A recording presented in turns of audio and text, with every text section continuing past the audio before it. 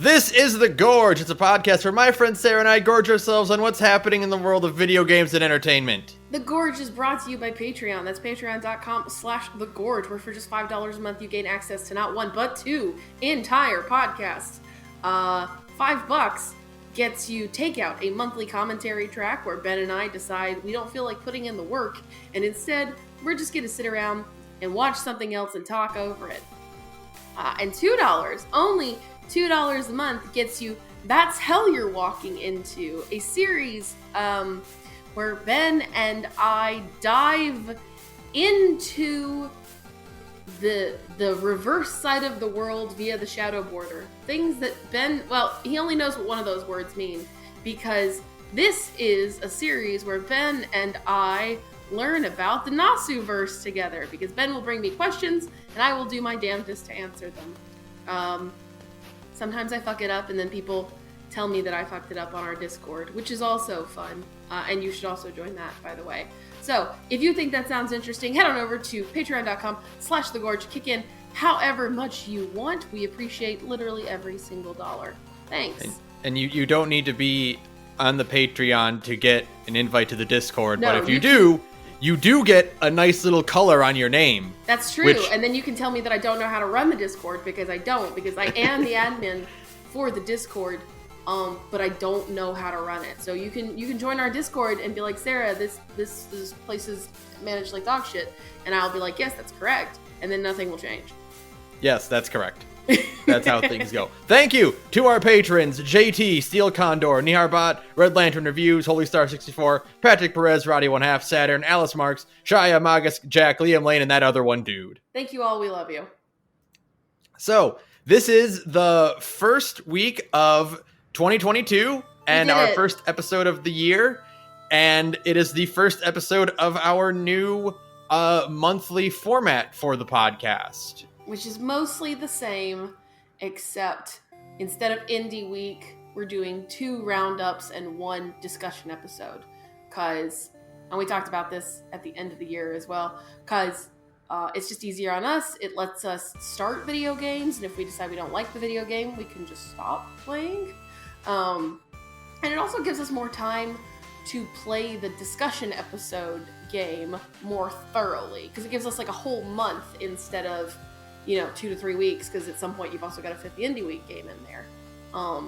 So I think this is going to be a lot better. It's going to be a lot less stressful. And hopefully it means we'll be talking about more video games technically. So speaking of it, let's get started. Do you want to just talk about the big one right now and get it out of the way, because we both did it? Yeah, we both did it, and really it's all I've been playing since, because like Christmas happened, so I haven't had a chance to, Christmas, and I was sick over New Year's. So I didn't really have a chance to play much else, because I made a big mistake. I did a big oopsie. I kept my promise, and I started Final Fantasy XIV. We did it! One of the other reasons why this new format works out is that now we can play Final Fantasy XIV. Yeah, it gives us time to play FF14, which is important, because I like Final Fantasy XIV. I will say, and I said this a lot when I was in like voice chat playing Final Fantasy XIV with some people in the Discord. Another reason you should join our Discord. Is I was playing it, and so the version of A Realm Reborn that exists now is significantly trimmed down from what it used to be. Like, whole quest lines, just literally dozens of quest lines have been completely chopped out, right? I have noticed the ease in which you do story progression things is you turn in a quest, and then that new person you turn the quest into has the next quest for you. And so everybody was like, they trimmed a lot, and I can't imagine having trimmed so much fat, because frankly, still a lot of A Realm Reborn is just fat. There's still a lot of fat in this meat. There's a lot of fat on this meat. You could trim more. There is a good 20 quests you could trim, and nobody would notice. Like, do you ever get like a pack of bacon for breakfast and you're all excited, and you open it up, and the fat to meat ratio is like 80-20. Yeah, it's that.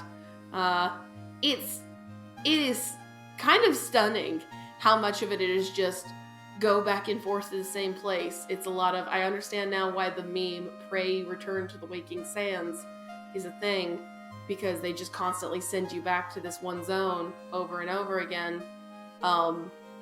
Yeah, I am extremely glad I had people to play A Realm Reborn with. I burned through all of A Realm Reborn in like 4 or 5 days, something like that, which definitely helped a lot, because I would just talk through the really boring and shitty.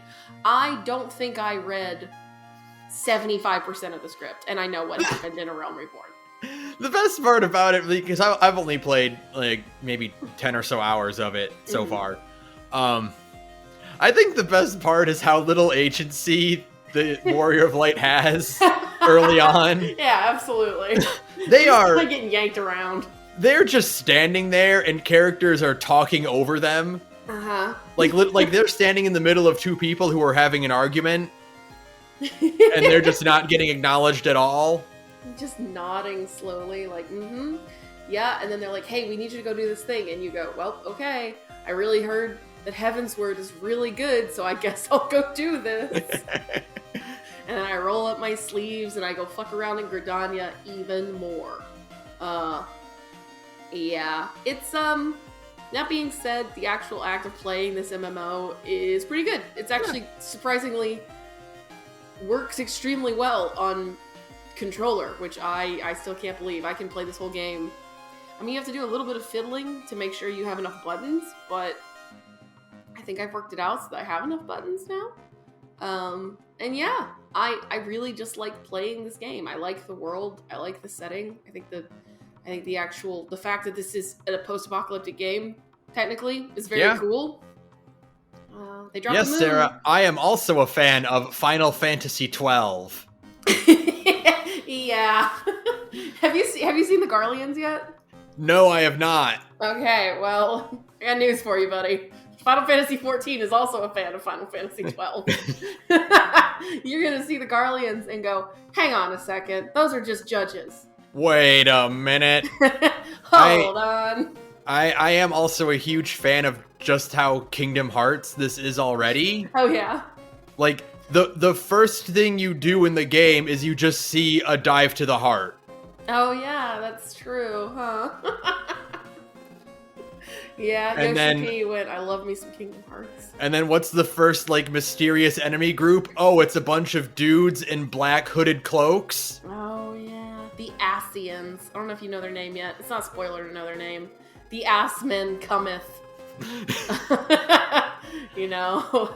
So, it's good. I keep thinking about how, like, every single meme in 14 I've ever seen is, like, when Breldegard walks into the Bloodbone Island, and then it's just, like, a gif of, like, 3 dogs, like, chasing each other. Yeah. And apparently that's hilarious. It's apparently. And I'll probably think it's hilarious in about 75 hours. Oh, more than that. A reasonable estimate is going to be about 200 hours. So. Oh, boy. I know. What have I done? I literally was, like, hanging out with some of the people in the Discord, and they were telling me, like, Saturn, I think, told me their playtime. They had, like, 300, 400 hours, something like that. And I was just like, the enormity of my decision was just like hitting me all at once.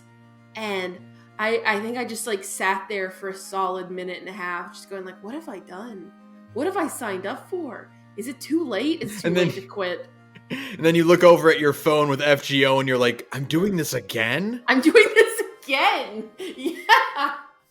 The deal is that, at least with FGO, I did technically start FGO when it launched. I then quit FGO almost immediately, but I did start FGO when it launched. And I got caught up pretty quickly-ish once I got back to it. So it's like, oh god, I'm doing this again, but more. But so much, there's so much more here. Every time I turn around, someone's going, have you seen this new mechanic yet? And I'm going, no, I haven't. You show me how. I appreciate the restraint that the Discord is showing. I don't know if they've done it because you like did it with everyone, and I'm like just starting. So like I'm not at the point where I can like play with other people right now. You could play with us right now. No, I mean like I can't because like I'm too weak and small and baby. Oh, that's fine. We would just babysit you. But yes. But it's like they're showing incredible restraint at not dumping a million mechanics on us at once.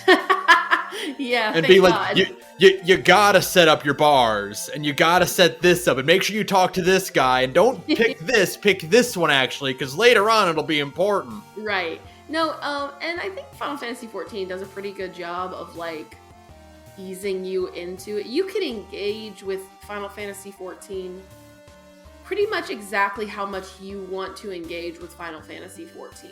Mm-hmm. With the exception that, as far as I understand it, dungeons are a thing you're gonna have to like play with other people, and it's just better to play with friends as far as I'm concerned. And you are going to have to do a handful of raids. Not like a ton, but I did my first Alliance raid the other night, and I don't know if I actually did anything, but the cool thing about Alliance raids is that there's 24 people in them, so nobody noticed me. I was just like hanging out in the background, just like when you're swinging my spear at the air and hoping nobody noticed. It's like when you're in like a choir and like you realize like no one will notice if I just mouth the words. Yeah, if I just don't say anything, it's fine. Yeah, and I'm pretty sure that happened. I'm pretty sure I was not helping as much as I possibly could have because it doesn't matter. Nobody saw me. At the end of the raid, they give your character like a little pin that says "I helped." Yeah. Little gold star says you tried. So yeah, but I mean, like, I'm enjoying it. I actually like it quite a lot. The entire reason we recorded an hour earlier tonight is so that we'll be done sooner. And we can play more Final Fantasy XIV. So we can play more Final Fantasy XIV. Yeah. Yeah, anything else? Did you do anything else? I did. I don't know how much I had played Arise the last time I talked about it, but I did play more Tales of Arise, and we're going to do an episode about that next week. Yeah. The short version is, I don't like that game. Look forward to next week. Thank you. Yes. I did a few other things. Sure. You got sick over New Year's, I got sick over Christmas, so Yay. You both didn't really get time to do a whole lot. I am nearly done with Like a Dragon. Oh, and nice. I am very confident in saying that Like a Dragon is easily top 5 JRPGs I've ever played. Hell yeah. Awesome. Absolutely phenomenal game. The mood whiplash Yakuza can drag you on between, haha, look at weird Dragon Quest man with funny hair, to like the most heart-wrenching, gritty, grounded Japanese drama that you can, like, the most sickening situation people could find themselves in happens. And then you just go, oh, I need to go sit down. And it navigates it all very well. Like it navigates its mood whiplash extremely well, right? Yeah. Yeah. It's heightened by the fact that this situation is happening about a wacky, idealistic, funny, haha, Yakuza man. Right. Fucking breathtaking game. It looks amazing. It runs great. The gameplay is phenomenal in ways that, like, it blends all the good parts of, like, P5 and Dragon Quest. Yeah. And it's like, oh man, this feels really good. It's like, yeah, it has some actual depth to it. it is funny because it is still running off of the Yakuza engine. They just converted the brawler side of it to a turn-based system. I love it. I think it's incredible. So you get things like where like placement matters, but not really. Mm-hmm. Where like when you get into a battle, it warps you to the combat dimension, right? Sure. But you're still in the map. You're still in Ijincho. Mm-hmm. So, like, if you're running and your party members get caught on something and you start a battle, like, I'll start a battle and Junging Hao will go first, and he's, like, a block away. So you gotta wait for him to catch up. So he's gotta run all the way to where the battle is. Excellent. Oh, that's awesome. It's great. I love it. It does a really, really... It does the smart way of continuing like classic Yakuza fan service where it's like, Kiryu and Majima are going to show up in the game, right? Sure. Because they're like, of course they are. But since when you really think about Yakuza, it is really like a very personal story. Mm-hmm. Like, Kiryu and Majima don't really have a lot of like notoriety or like infamy outside of the actual Yakuza themselves. Yeah, like right? Outside of their stories, yeah. Like no one's pointing at Kiryu and be like, oh my god, that's Kiryu Kazuma. Like, holy shit. Right. So when Goro and another playable character, Saejima, show up in Yakuza 7, the game makes a big deal out of it. It's like, it's like Goro Majima, like Mad Dog of Kamurocho, and he gets the big Yakuza title and everything. Right. And then the party is like, hey, eye patch guy. Who are you? Yeah, I don't actually know who this guy is. Awesome. Kiryu makes his big entrance, and it's like, oh my god, it's Kiryu, and he's here. And it's like, some of the other guys who know who Kiryu is are like, where did you find him? He's supposed to be, like, missing. And Ichiban's like, that guy looks pretty strong. He looks like a big deal. Maybe I should talk to him and instigate a side quest. Like, it goes the whole game, like, by design, Ichiban doesn't learn Kiryu's name. He's just this guy that shows up and gives them some information and fights them and then leaves. Sure, absolutely. He's just a guy.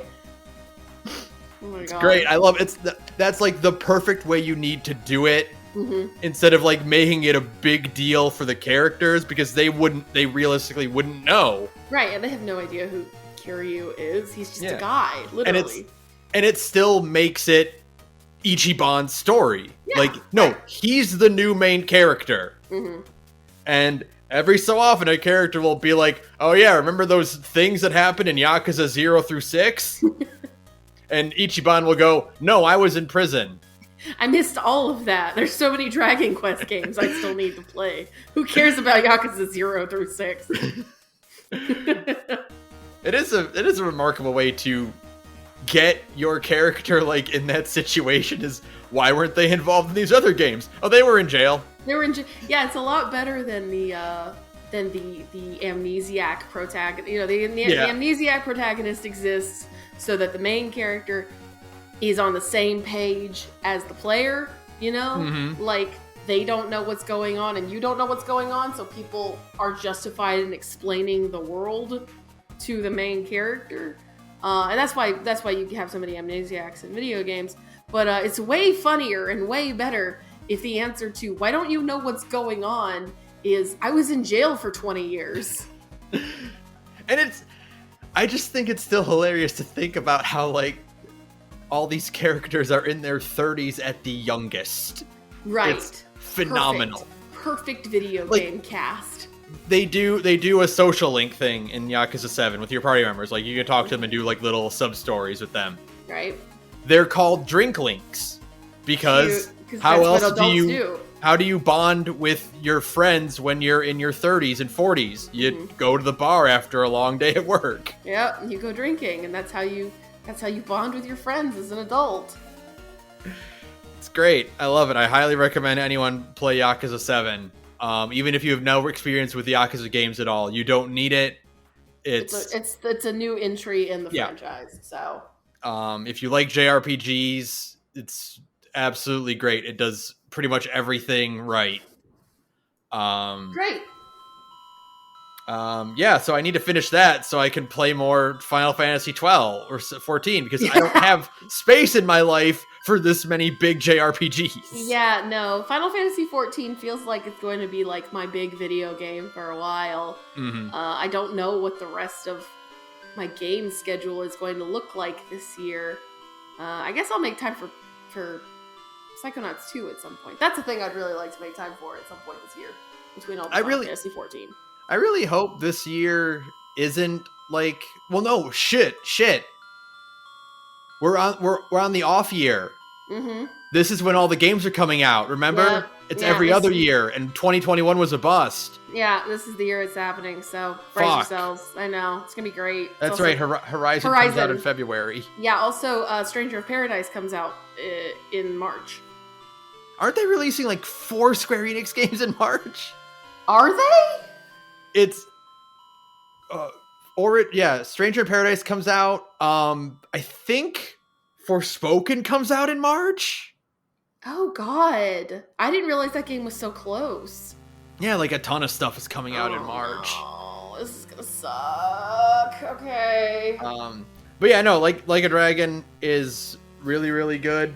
I don't want to get too involved into spoilers with it because like the gut punch that game delivers and like its final act is you need to experience it raw. Sure. But so what else did I do? Since we were sick over Christmas, Melissa and I watched The Witcher Season 2. Okay. That's a pretty good... Witcher is a really, really good show, except for when it turns into Game of Thrones, and then it's not good. Aw, rip. Because it's about things I don't care about. Mm-hmm. Like, you know, you want to watch The Witcher to see Geralt, Yennefer, and Ciri, right? Mm-hmm. But then sometimes it'll cut to Game of Thrones, and it'll just show people in castles talking about, like, stopping the encroaching armies from the north. Sure. And it's like, I don't care. That's not why I'm here, show. I want to see Henry Cavill on a horse getting mad at everyone. Sure, yeah. Because they're all annoying him. That's it. That's all that matters. Stop taking me to the Game of Thrones dimension. I want to see Yennefer and Henry Cavill and, and I guess his name is Geralt, but you know, it's Henry Cavill. They'll do a bit where like, you know, Yennefer will hang out with the Game of Thrones characters. Oh yeah. And then it's like, no! but then she's like, all right, well, I'm gonna leave now. So okay, why do we keep cutting back to you then? You aren't relevant. The important character left. Keep the camera on her. She went to another place. I don't care about like your politics. Your fantasy world politics. Who gives a shit? I want to see Henry Cavill fight a werewolf. That's it.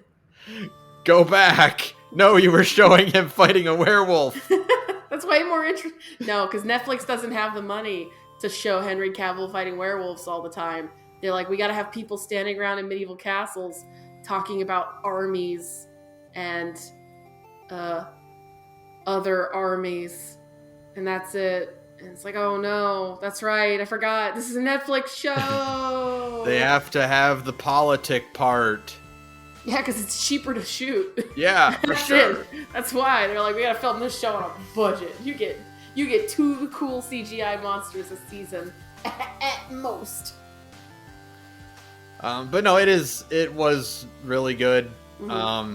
It's very clear Henry Cavill loves being a huge nerd all the time. Sure, that's just how he exists. That's forever. His default state. Yeah. Like, there's a bit where like he was talking about playing Warhammer, like in an interview. Oh yeah. And like it was him and Tom Holland, and Tom Holland is like, "Can I play Warhammer with you? I want to come over and play Warhammer with you." I still will never forget the fact that Henry Cavill got the call that he was Superman while he was doing a raid in WoW.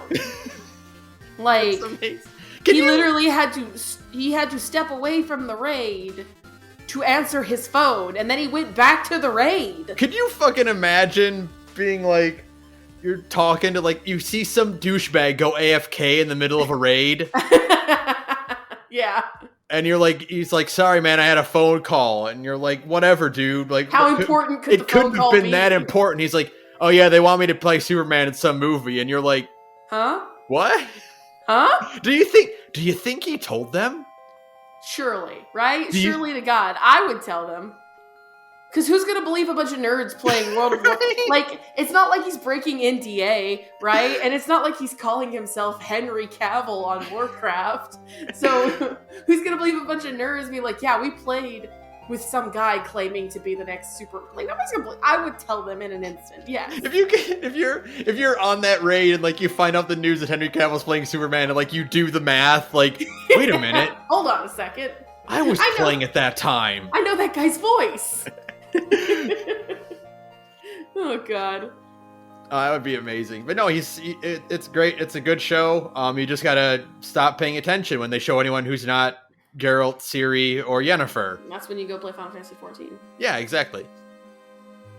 Also started watching a bunch of Oddheader videos. I don't know what that is. Oddheader is it's I wouldn't say low budget, but like pretty, there's no bells and whistles to it. Mm-hmm. He does weird, creepy things in video games. Ooh, okay, that sounds interesting. Like, like top 5 blah blah blahs, Sure. Easter eggs that were never found, or like things the developers didn't want you to see, blah blah blah. The interesting thing about it is I'm very relieved to know that the era of like haunted cartridges is still alive and well. Oh yeah. And there is some cursed stuff in games that came out this generation. Cool. That's what I want to hear. Give me an example. Yeah. There is an indie game about where you play as a zombie who gets trapped in an obstacle course and has to rescue his a little boy who he befriended. Mm-hmm. And the gimmick is like, buzzsaws will cut your limbs off, but you can still keep moving because you're a zombie. Right. If you beat the New Game Plus mode, you get like a bunch of like QR codes and coordinates. Mm-hmm. And you can decompile them to find a bunch of creepy videos that were filmed in like abandoned locations, and there's a Facebook page about it that is still producing content even though this game is like 4 years old. Cool, that's fun. I love stuff. I eat up, like, I guess that's technically an ARG kind of thing. Mm-hmm. I love that stuff. I'm a huge sucker for it. Like, but the weird thing about it is that the devs behind the game have claimed that they stopped doing it. So, what is it still doing? That's interesting. Okay. Cool. But no, it is very weird to be like, here's this game where like if you clip out of bounds and walk around, you find this fully rendered environment that just didn't get put in. And like, right. I think it's one of the battlefields, had a straight up stairway to heaven. Cool, that's where fun. People would start, like, if you stand on these 4 pillars, it unlocks a staircase that you can use the build tool on to like start building upward and solving puzzles. Huh. And then it got taken out before anyone could figure out what it was. Ooh, that's mysterious. That's fun. So yeah, really, really cool. Highly recommend checking that out if you're just like, if you miss the age of, Mew under the truck, or all video games are haunted. Yes. Yeah. Or what does L is real 2064 mean? Mm-hmm. But that's it. It's mostly been Like a Dragon, and then also starting Final Fantasy XIV. I understand completely. Trust me. It basically, as soon as especially because I'm not enjoying Tales of Arise, starting Final Fantasy XIV was like, oh yeah, that's right. I really like video games. It's a lot easier to put some hours into 14 than it is to play Arise. Yeah, which is really saying something, because again, A Realm Reborn is rough, but yeah, no, that's about it for me. I don't think there's anything even like more noteworthy, like in terms of YouTube shit or whatever. Nothing that like really jumps out to me. So yeah. So let's get to the news then. Yes, gimme. This one won't take too long. But we got the Japanese internet reacts to Square Enix's crypto plan. This is really funny. I saw a lot of these. Here is a quote from the Kotaku article, and here is just 2chan and 5chan and Twitter. Mm-hmm. This is an announcement that Square Enix is finished. Blockchain games are effing slow. Let me make this as simply as possible. Make interesting games. That's it. That's it. They used to be a great game developer. Is this really official? This is the New Year's greeting from the president of Square Enix? Yeah. This is disgusting. NFTs are a money game commodity with no value. I have no idea what any of this means. Yeah. This is Square Enix after all, so they'll mess this up. Yeah, it's I mean, like, I don't know. I don't even know what, like, yeah, we're going to pursue NFTs, even, like, I mean, that just means they're gonna sell, like, stupid bullshit, probably. Like, they're not gonna do in-game NFT shit, you know? What's happening is all these devs are just going, we're gonna get in on NFTs, and then they look at it and go, oh, actually, this is impossible, never mind. Yeah, never mind. So they say they're gonna do something, and then the most they can do is just sell, like, you know, Konami said they're doing NFTs, because of course Konami is doing NFTs. They're morally bankrupt. What else are they gonna do?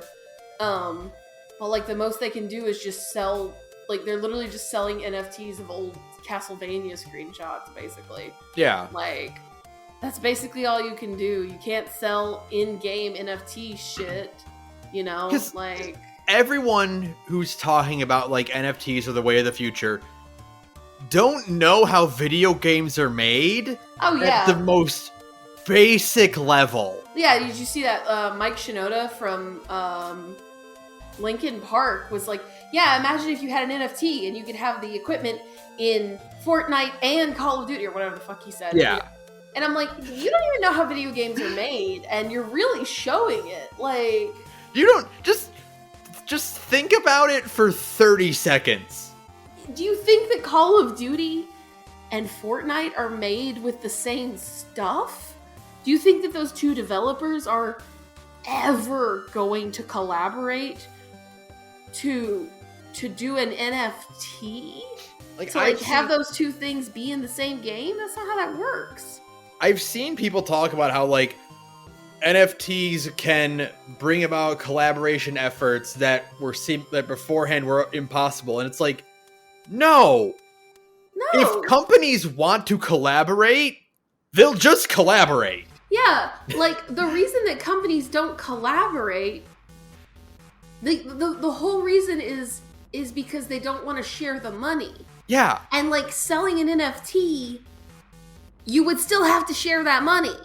Like, and they don't want to do that. That's literally why you don't get crossovers for a lot of video games, is because they don't feel like paying the licensing rights to so-and-so, you know? Like, that's it. That's literally why that happens. It's not anything more complicated than that. There already exists a very easy way for companies to collaborate by selling in-game items. And that is, we're going to put this sword in your other game. And if you pay us $5, you get the sword. Yeah, that already exists. Yeah, exactly. Or, you know, Fortnite is pay us money to get Spider-Man skin. Mm-hmm. And guess who gets that money? Marvel does. Marvel gets that money, and then Epic Games gets a chunk of that money. You know, they split those royalties. That's literally why collaborations don't happen, is because navigating royalties is a huge bitch. And NFTs are not going to solve the bitchiness of royalties. Trust me. You're asking companies to, at the most rudimentary, basic asset, like a TF2 hat. Mm-hmm. Okay, let's take. Okay, so back in the day, if you had Left 4 Dead 2 save file on your computer, you could get Bill's hat in Team Fortress 2. Sure. Right, and then you could get Ellis's hat too. Mm-hmm. Do you think those were the same assets? No. No. They had to make a new model. Yeah. That fit the aesthetic of Team Fortress 2. Yeah, exactly. And they had to map it to every character's head. Uh-huh. So it's not like you can just magically input your blockchain number and suddenly a perfectly rendered Fortnite hat is gonna pop up in Call of Duty. Like, that's not how that works. It doesn't work that way. And to make it work that way, you would have to pre-script the object with the anticipation that eventually it'll be added to Call of Duty. Mm-hmm. So you're asking the Call of Duty devs to do all this work for the idea that maybe they'll make some money off of it, which by design of it being an NFT, they won't make that much money off of it because it's being sold individually between people and not the company. It's not like a deal. Like, they're not just like cutting a deal of royalty. Yeah, no.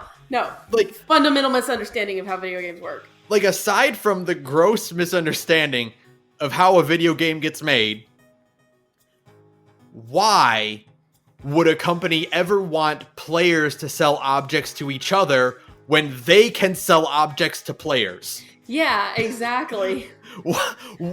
Why would you do that? What is the benefit? Right. For the company to do this? Yeah, it's insane. It's insane and it's stupid. And like, the thing about the blockchain is, so like, let's say little Timmy spends $8,000 on like a fucking golden sword or something, right? Right. Because it's on the blockchain, you can't get that. If little Timmy accidentally spends a shit ton of money in Fortnite, there are avenues for his mom to get that money back. You can go and talk to customer support and you'll get your money back. Sometimes that doesn't work, but there are avenues to try and get your money back. Once it's been spent on the blockchain, it's gone. There isn't a customer service representative of the blockchain. Yeah. You know what I mean?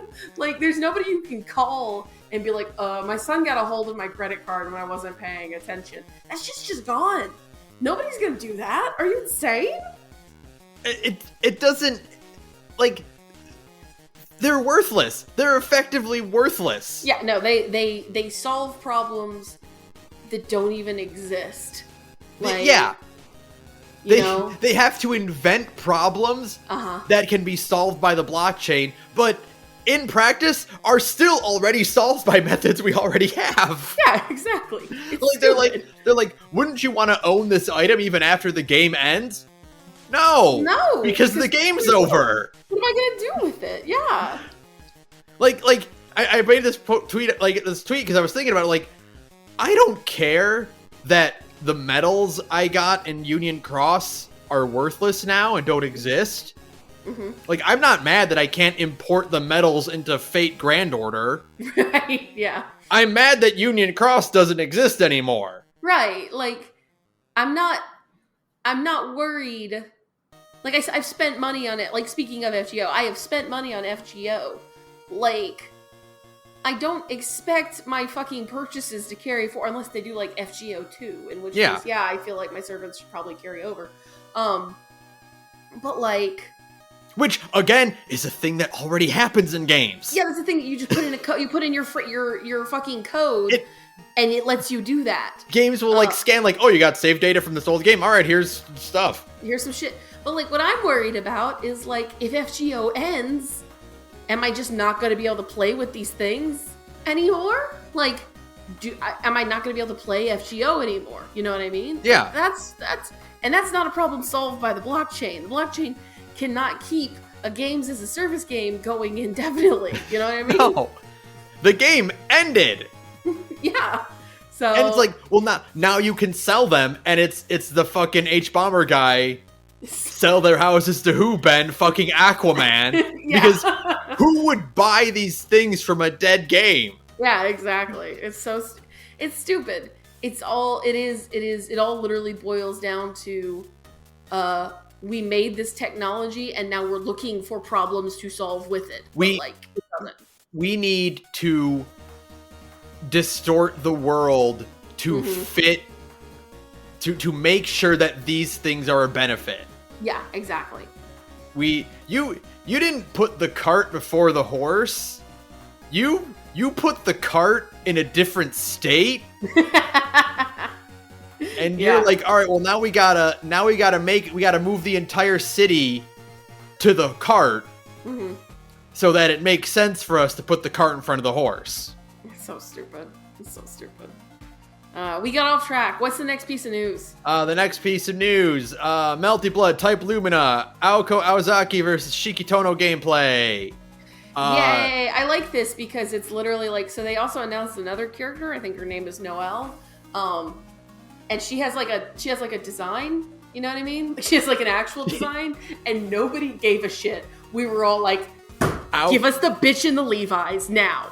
Aoko Aozaki is, without a doubt, the most dripless character I've ever seen in anything. And I love her. This bitch is wearing off-brand jeans, tennis shoes, and a white t-shirt. She doesn't have a necklace. She doesn't have a wristwatch. Her hair isn't tied back. Nope. And that's the character everybody has been there's only 2 characters everybody wants into Melty Blood Type Lumina right now. Aoko Aozaki and Neko Arc. That's it. Everybody else is extraneous. Okay? I already see the Melty Blood cast, and I'm like, these guys are fucking dripless, because they're all school uniforms with like no variation. Yeah, they're dressed like actual human beings. It's really funny. And then you somehow find a way to make it even less drip by giving us Aoko. Just the most normal fucking character. She doesn't outfit ever. Just a human being's clothing. She doesn't have like a glowing eye. Nope. She's or just anything. She's just a bitch with long red hair, and everybody saw her and went pog. This is a background character that somehow got added to the roster. That's right.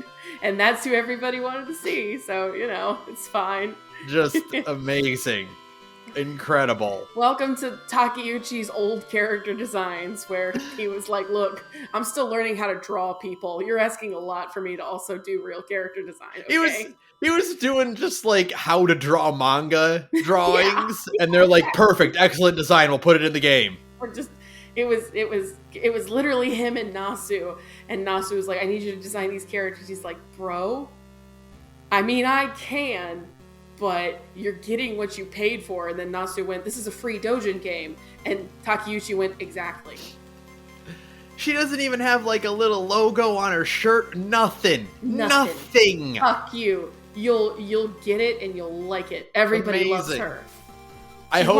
She's one of the rawest, strongest characters in the Natsu-verse. Fuck you. I hope that like all of her like alternate colors are just like her hair is slightly different shades of red. Like she doesn't even get like anything like outrageous color palette wise. It's just a slightly darker pair of blue jeans. Yeah. This is weird. The Weeknd teams with Jim Carrey for a new Sonic Universe album dropping January 7th. So this is out now, I guess. What? You heard me. The Weeknd and Jim Carrey are teaming up to promote a new Sonic Universe. And I don't think they mean the Hedgehog. Which is what would make Sonic. sense, because he's Dr. Robotnik. Right, Sonic as in music, not Sonic as in the Hedgehog. Yeah. Right, which, like, you would think, like, cause the article title doesn't have Sonic in a capital, like as a proper noun. So I'm like, what do you mean? I wonder if it's just that Jim Carrey is doing their album art, because Jim Carrey does weird fucked up art. He does. He's a weird guy, but I like him. So here's a quote from the article. There's a new video promo which promises a new Sonic universe as The Weeknd gets into a car crash, is dragged away by cult members in robes, suddenly ages, appears in a club, and is approached by a cult leader and appears confused. I always forget that The Weeknd is just one guy. Yeah, it sounds like it would be like a group, right? It's the name of a band. Yeah, you say, The Weeknd. That's like the name of a band. No, it's just one dude. Okay. So I'm old. What do you want from me? This is... Sure. Okay. I was thinking you said Sonic, and I was like, so they're doing like a... Like they're doing the soundtrack for the new movie, right? Sonic the Hedgehog album? Like the Proto Men, but with Jim Carrey? I mean, I would listen to that. That'd be great. Listen to that, actually. Yeah, me too. Now that I say that out loud. So, to quote, there are a wide variety of musical styles. Quincy Jones, Lil Wayne, Oneotrix, Point Never, and Tyler, the Creator. And there's also Jim Carrey. I'm old. I only know a couple of those names. Yeah. So, this might as well be happening, as they say. If we get Jim Carrey rapping, yes. Great. Thank you. Perfect. Awesome. I mean, if you're going to call it a Sonic universe, he should dress up as Eggman at least once, right? I agree. Absolutely. Former team members criticized BioShock creator Ken Levine's inability to actually release a game. I read this one. This goes back to, I think we talked about with Ubisoft and Skull and Bones, where, like, what a demoralizing existence the people who work on Skull and Bones must live, where, like, you do a shit ton of work for a year and then it all gets thrown out the window because nobody knows what this game is supposed to be. Ken Levine is inflicting that exact existence onto his group of hand-picked devs. There's a lot of really fun things in there that make me think that we should redacted Ken Levine with a rock. In Minecraft. In Roblox. And that is that, on the blockchain. On the blockchain, yeah. Redacted Ken Levine on the blockchain. Episode title. Yeah, we did it. Write that down. I will. But like, so Ken Levine, like, imagine you lost your job because your boss was like, "Yeah, I don't feel like doing this anymore." Not even because like the company lost like a shit ton of money or anything like that. Your boss was just like, "Nah, I don't feel like it. You're all fired. But like all of you except for like 12 people, you're all fired. Go home." So, speaking of Ubisoft, like you talked about, like throwing out a year's worth of work, right? Sure. Imagine throwing out 3 or 4 years of work. Oh, I know. They don't know what this game... I don't even think this game exists. No, I don't think this game even... I don't think a vertical slice of whatever the fuck this game is supposed to be exists. We, if you listen back to like one of our very first episodes of The Gorge, when we did BioShock, oh my God, and we talked about Infinite and how the initial trailer of Infinite ended up being nothing like the game we got, right? Yeah. And the frustration of getting this really cool thing and then getting it reduced to nothing, right? Right. You would think the person behind that game would be like, all right, not making that mistake again. Yeah, I'm not doing that again because that was a horrible it made, it was a bad experience. It made him not want to make AAA games anymore, Like, that's why he shut down Irrational, essentially. Was because, like, the development process, ostensibly the development process for BioShock Infinite was so bad and stressful that he was like, oh, I don't actually want to make big games like this anymore. I want to make small games. So you think, okay, he's going to go into Ghost Story Games and he'll have a more focused vision for what they want to make. No, actually, we're going to do it again, but worse. But worse because he has no oversight. He has no oversight. Nobody from Take-Two is showing up like, hey, Ken, is that game done yet? Nobody's doing that. They're just like, they're just banking on the fact that eventually he will make something and it'll be the next BioShock and they'll have a hit on their hands. That's literally it. That's it. And he'll just change his mind. Yeah. And it's not crazy to me. It's not, okay, this idea we had is too complex for us, or like or it's too ambitious, or it's not meshing with the previous things we established. We got to throw it out, right? That's a problem. It happens. Sure. It's no one's fault. It's just It happens in game development. Your eyes get too big for your stomach. Yeah, the things aren't there that can make the ingredients aren't there to make it happen, right? Mm-hmm. Yeah, it happens. It's just what it is. Or or the other thing that can happen is we ran out of money. Sure. And we got to get this shit out in a year, and we do not have the time to add all this stuff we promised, right? The publishers are breathing down our neck, going, "Where's our video game?" We gotta get something out the door. We gotta make some changes. We gotta cut some stuff. Sure. This is not that. Nope. This is the guy in charge going, actually, I decided we're not doing that anymore. It's insane to me. He literally will play it's fucking Duke Nukem Forever all over again. Yeah. Where he'll play something new and go, "Oh, we should do this instead." Like, if you're doing that, as a game director, you don't know what kind of video game you want to make. Right. We're like, if whatever you're playing is influencing the direction your game, like whatever you're playing that week is influencing the direction your game is going to take, you don't know what you're going to make. You're just kind of like flailing. And the problem is that a lot of the artists and stuff who are trapped on this game, like, they can't list it on their portfolio yet because it's not out yet. Nothing exists for it. Right. So the people who have been working at Ghost Story Games, like, from the perspective of their portfolio, haven't been doing anything for the last 8. I mean, yeah, they have been. They've been making things, but they can't show any of it because there's no game yet. Yeah. So, like, the last 8 years of their life are just like a hole. And that's probably why nobody is quitting. Because they're like, we need this game to come out. That's probably why they all talk to fucking Jason Schreier. They're like, oh god, maybe somebody can make him put this game out. This is the darkest version of, like, sunk cost fallacy. Oh yeah, absolutely. Right? Yeah. Like, I have to stick with this, not just for the sake of, like, I've invested so much time, I might as well see it through, but, like, for the sake of me having a future career in this industry. Yeah. I have to see this through by now. Yeah, it's insane. It's again, we should redacted Ken Levine with a rock in Minecraft. Quote, others criticize Levine's perfectionism and ego. He is charming and charismatic, another former staff member said, but can be moody and lash out, singling out an individual while berating them in front of their coworkers. I repeat my former statement. Yeah, just what a massive piece of shit. I mean, I always knew Ken Levine was like a huge piece of shit.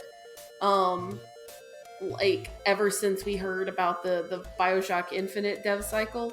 Yeah. So we kind of always knew that he was like a massive piece of shit.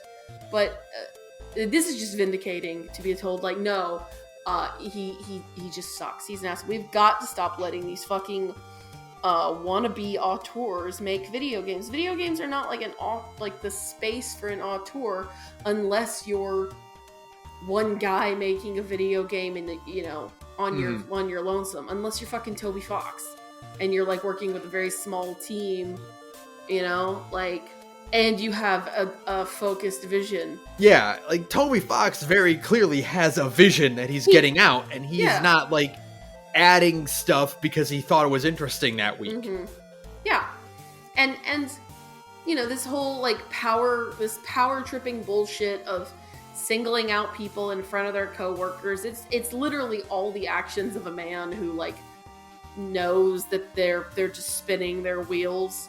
When bosses do that, they do that to make themselves feel stronger, Mm-hmm. It's never anything you do. It's that your boss needs to feel like an important man. It's the same reason why people are made to go back to their offices in the middle of a pandemic. Yep. Is because your manager needs somebody to lord over. It's nothing. It's nothing more complicated than that. It's literally just that your manager needs to be able to see his little worker bees. And it's the same reason why people like Levine do things like berate people in front of their coworkers. It's so that they can feel bigger and feel like they still have some kind of control, even though it's been 8 years and there's still no video game from Ghost Story Games. 2 quotes from this article still. Ghost Story's project still lacks a title or release date and is said to have gone through several reboots. Incredible. One estimate put Ghost Story's debut game, by the way, debut game. First game. still at a couple of years away from release. Amazing. We're gonna go, I'm assuming, a decade before we see anything. I doubt we'll ever Ghost see Story. I honestly doubt we'll ever see anything. I actually do wonder if, like, this piece, because the piece has got a lot of traction for a little bit. I actually do wonder, because in the piece, Levine mentions that their studio is considered a rounding error to Take-Two. Like, they cost them so little money that Take-Two just ignores them. And I feel like this is a good way to get attention on Ghost Story. Mm-hmm. And honestly, what's crazier to me is that the BioShock IP is still owned by Take-Two. There is a good chance we'll see a new BioShock game from a different developer. There were those rumors. A while ago. Yeah. There's pretty credible rumors that Take-Two is trying to get another BioShock made, you know? Because that's easy money. That's a still, even with Infinite. It's actually really funny. Infinite's reputation has soured so much over the years as people realize that, oh right, this is actually a bad video game. And then meanwhile, BioShock 2's reputation has really only improved as time has gone by. So I think a lot of people would be open to a BioShock game not made by Irrational, you know? Yeah, for sure. I would. Yeah, absolutely. I'd be absolutely game to hear a BioShock game made by somebody else. I think that is exactly what we need, frankly. Because Ken Levine is, like, his head is so far up his own ass that he doesn't even know what he's making. He doesn't even know what he has. So we will probably see another BioShock game before we ever see what Ghost Story Games is working on. Yeah, for sure. Next, the Pope listened to Undertale's Megalovania in the year of our Lord 2022. Yes. Speaking of Toby Fox staying winning. What a fucking stupid world we live in. What a sentence. Fantastic. This owns. It was super cringe when Matt Pat gave the Pope a copy of Undertale, but this kicks ass. And I love it. I mean, okay, so from what I'm gathering is that it sounds like someone somewhere convinced most of these people that this was just like fun circus music. Yeah. It was like playing, like a juggler was performing for the Pope or something. Yeah. And the background song was Megalovania. It owns. I love it. This is extremely cool. There's no way the Pope actually played Undertale, right? Like, we don't know that. That didn't happen. He might have played Undertale. Who fucking knows? Maybe he heard the song and did, like, the Leo pointing meme. Like, hey, I know that song. You know what I mean?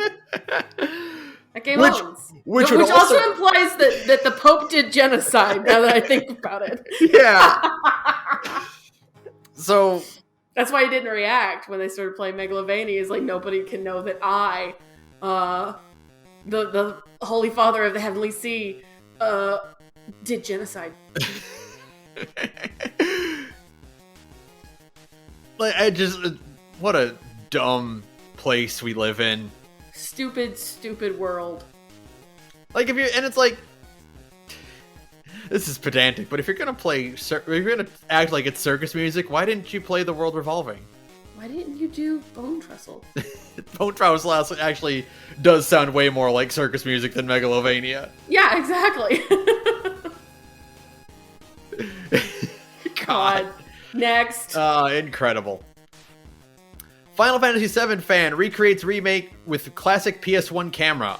I love this. I watched it. It's so much fun. The funniest part is that the gunfire still pushes Cloud around with its physics. Yep. By far, the funniest part of that entire video. This is a work-in-progress mod that sets the game into fixed camera and also includes battle transitions. Yeah, I saw. It's very interesting. So I hope it someday happens, but you know how mods are. Very cool idea. This is on top of, just the explosion of mods ever since the game hit PC. Yeah. The cool thing is that this game is made in Unreal, which is an engine that a lot of people know. So hopefully this means we'll actually start seeing like model imports and stuff. Like people can start doing like real mods. There's, obviously the staples, the wall market outfits for everyone. Sure. And then customizations of those. Everyone gets recolors or variants and stuff. Weapon switching, so you can actually swap Scarlet's model with the Buster Sword. Yeah. I love video games. What are you talking about? Swing Scarlet around. Why? Some of these alternate colors actually look really, really good. The best one is the one that gives Tifa her Amano design color. Yeah! Where she's got the white hair and the red outfit. Like, that shit owns. That's great! It's very cool. Aerith looks very natural as a blonde. It's, that's because she's just, Nominee again. Yeah. Or Nominee is just Aerith again, I should say. Of course, the most important ones are the ones that give Cloud his dresses to be short skirts, of course. Yep, of course, naturally. Again, the top of Maslow's hierarchy of needs is femboys and short skirts. My favorite is the one that gives Barrett white hair.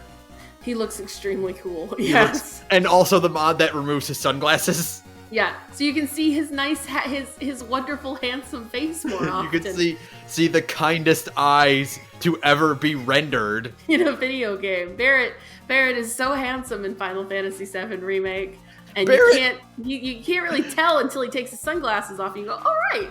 Barrett's eyes are so beautiful. It looks like a mod already. Yeah, like they've been replaced with like prettier eyes, like Fallout 4. You download like the fixed eyes mod for Fallout. Yeah. Oh god.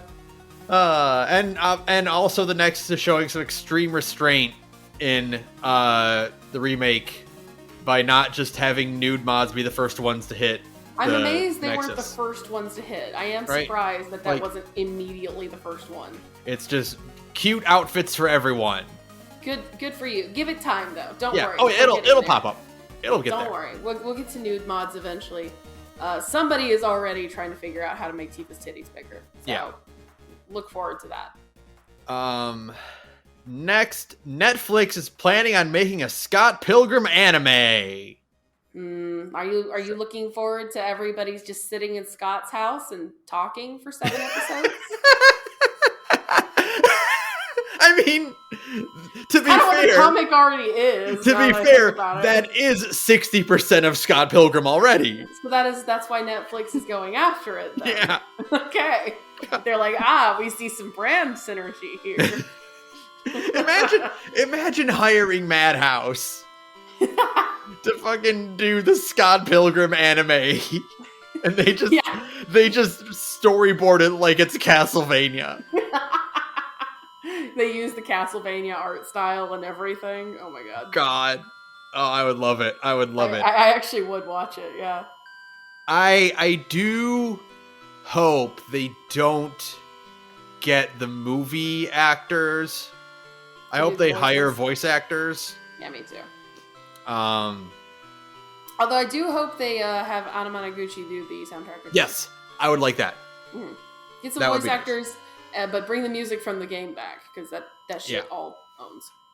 I am also so actually, I'm sorry. The studio behind it is Science Saru. Okay. Who did Devilman Crybaby? Ooh, okay. So that'll be good. Interesting. That's an interesting decision, but okay. That'll look good. Yeah, that'll look good. Devilman Crybaby looks really good, actually. Yeah, it's got a very eclectic kind of style that I vibe with. And my only question about this is that Scott Pilgrim is set so ubiquitously in the early aughts. Mm-hmm. I don't know if are they going to try to make it modern? Oh, like give everybody's touchscreen phones. That's an interesting question. Maybe. We'll see. I mean, if it's just a straight up adaptation, then that would be the best. I think that would be the best route, and just, establish a time and place. But we'll see.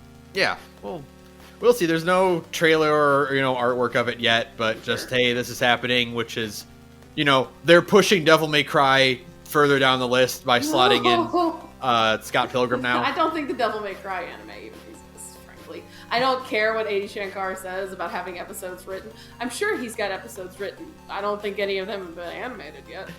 I need to read this quote from the article. Sure. According to The Hollywood Reporter, who broke the story, series creator Brian Lee O'Malley is set to write and executive produce the series alongside Are You Afraid of the Dark showrunner Ben David Grabinski. Huh. So, if you want to talk about people who know Canadian early 90s mid-aughts culture. That's actually extremely true. That's a really good point, yeah. Yes. Yeah. This is the only man who could write or co-write the Scott Pilgrim anime. Nobody understands it better, actually. Than the guy who was behind Are You Afraid of the Dark? Excellent. Thank you. Yeah. I'm looking forward to it. I'm also looking forward to a lot of people realizing that Scott's an asshole. Yeah, people need to understand that. Scott sucks. The drama that's going to come up around the fact that Scott Pilgrim is dating a high schooler. Yeah, he sucks. It's going to be hilarious. There's gonna be a lot of people on Twitter being like, "Hey, this is shitty," and everybody will go, "Yeah, exactly. We know. We need to cancel Scott Pilgrim." Yeah, yes. Don't worry, Brian Lee O'Malley beat you to it. Trust us. The whole point is that, yes, the fact sucks. The opening line being "Once upon a time in the far off land of Toronto, Canada, Scott Pilgrim was dating a high schooler" is supposed to establish that Scott Pilgrim is a bad person. Yeah, that's the whole point. Thank you for coming. God. Very excited for that. What else? Next, E3 2022 cancels in-person event while digital show remains uncertain. We kind of suspected this was gonna happen. Yeah, it's kind of. I heard it was Schreier was reporting that the digital show remains uncertain, but behind the scenes, nothing's been booked and there's no dates, and it's already January, so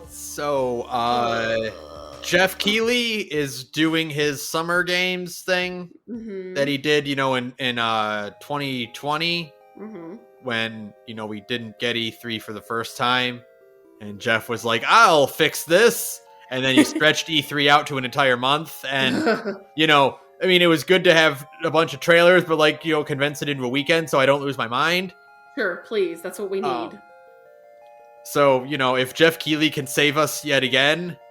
If we can just get if he can just do a 3 or 4 day thing of trailers and shit, then thank you, Jeff Keighley. That's all I need. I don't need the 2 month long E3 again. You know what would be a cool thing to do? Is start showing trailers during SGDQ. Yeah. That's not a bad idea. You've already got 100 and something thousand people watching, SGDQ in the summer. Why not just do trailers in the middle of it?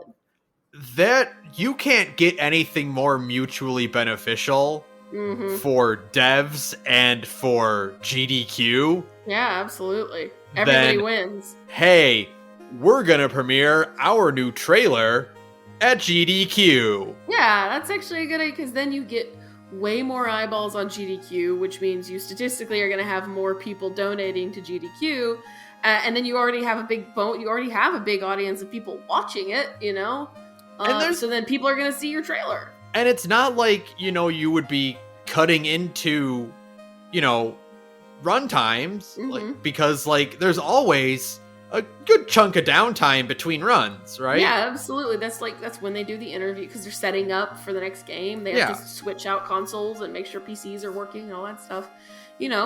That's during that downtime. It's just when you run a trailer and be like, hey, GDQ world premiere. Like, that's easy. You should do that. Yeah. That's a great time to, because then you have people getting hyped and they want to watch GDQ more. They'll stick around. You'll have higher viewership, and that means you're raising more money for charities statistically. So everybody wins that way. It's actually a really good idea. Yeah, huge benefit. And it would be a lot more fun to get trailers peppered into, between runs than it is to watch the Game Awards and to get trailers from there. Oh god, no more Game Awards, please. So, I mean, last year's E3 was not good. Last year's Game Awards was not good. So, I mean, I would have... Not with a bang, but with a whimper. I don't like the idea of it just, limping. Just kind of dragging itself along every year. Like a raccoon that's been hit by a car. Yeah. It's not good. Just a tragic way for E3 to go out after all these years. 2021 is the worst E3 I've ever seen, I think. It was very bad. I did not enjoy it. It had exactly one good show from Nintendo. And that wasn't even technically an E3 show. And that wasn't even bangers from start to finish. It's just because they showed off Metroid and Zelda. And it was oh yeah, video games. Oh god. Alright, what else? So that sucks. But let's end it. Let's end this episode on a slightly higher note than the death of E3.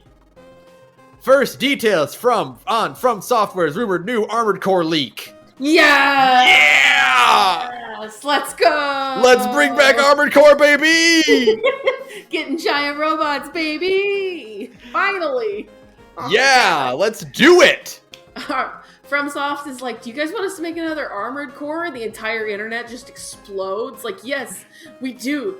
Desperately need you to make another Armored Core, please. So they're putting out Elden Ring, and then they're also gonna be here's an Armored Core 2. We got you covered.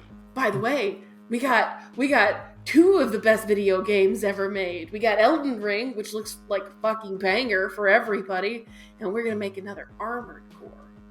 Shut up. Never say we don't love you. Never say that Miyazaki doesn't have us covered. So I'm excited. I want to see more. I will buy literally anything with the Armored Core branding on it. Please, God, please. We need more mech games. We need more next-gen mech games. Please, God. Oh, God, I need it. This is very big because, I didn't know FromSoft could develop 2 games at the same time. I didn't think their studio could handle that. Yeah. Because it's not these are small games. And, it's not FromSoft is... I guess they've gotten bigger over the years, though. I guess at this point, they have the manpower to co-develop. And I'm sure that, once Elden Ring was in the finishing up stage, where it's in, the process of, just getting it all put together and polished and shit, then you can go, okay, well, we can start having a B team start developing Armored Core, Right. So, hell yeah. Elden Ring is going to be huge, and that's going to be their big their FromSoft game, if you know what I mean. Right. And that'll probably hold people over until we finally show up at FromSoft's doors with guns and pitchforks being Bloodborne 2, now! You know that's probably on a list, on a whiteboard at FromSoft. You know how Square Enix, how we joked for years about how the Final Fantasy VII remake was Square Enix's in case of emergency break glass, and behind the glass was the Final Fantasy VII remake? Yeah. Bloodborne 2 is that for FromSoft. In case of catastrophic emergency, break glass, and behind it is the dev document for Bloodborne 2. Well, they've already broken the glass once, and that's why we got Armored Core now. Yeah, that's true. But in case that's not enough, we can do Bloodborne 2. If Elden Ring somehow flops, I highly doubt it's going to flop, considering it's the Game Awards most anticipated game 5 years running. Right. But if it somehow flops, they will break the Bloodborne 2 glass, and not a second sooner. When Elden Ring does come out, the 2022 Game Awards should be most anticipated game brought to you by Elden Ring. Please, God, yes. We just have Elden Ring like sponsor that fucking award for the rest of time. Oh God. After that, the most anticipated game at the Game Awards will be Bloodborne 2. Yeah.